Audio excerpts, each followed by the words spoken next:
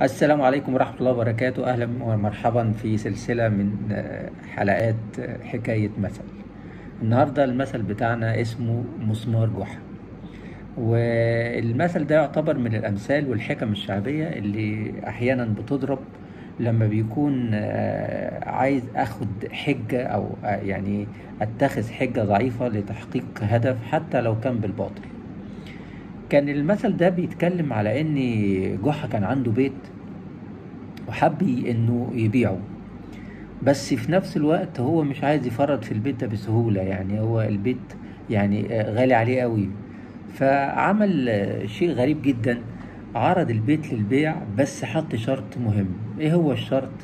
قال والله اللي هيشتري مني البيت يكتب في الحجة ان انا عايز اخلي مسمار في البيت ده باسمي. فجي واحد اشترى البيت ووافق على الشرط وحط له المسمار في البيت وانتهى الأمر. بعد يوم واتنين جحا خبط على الراجل المشتري، وبعدين أهلا وسهلا، اتفضل، مرحبا، خير يا جحا، انت عايز ايه؟ فجحا قال له ايه؟ قال له والله انا جاي اطمن على المسمار. فقال له مش فاهم. قال له يا اخي جاي اطمن على المسمار، عايز استظل بظل. فالمهم الراجل سابه، وبعدين قال له يعني لما داق بيه الحال بقى قال له يعني إيه اللي مخليك لغايه دلوقتي ما يبقيك الى هذا الوقت يعني؟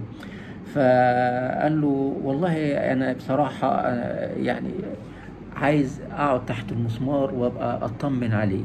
مفيش مشكلة ان انا اقعد تحت المسمار وانت موافق على الشرط بتاعي ده ووافقت عليه وخلاص.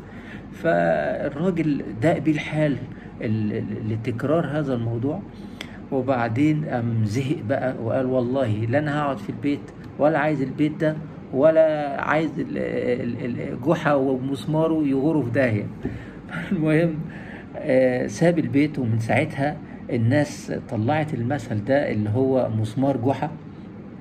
وده لما بيكون واحد بيحب يحط حجة ولو بالباطل عشان يحقق هدف ليه.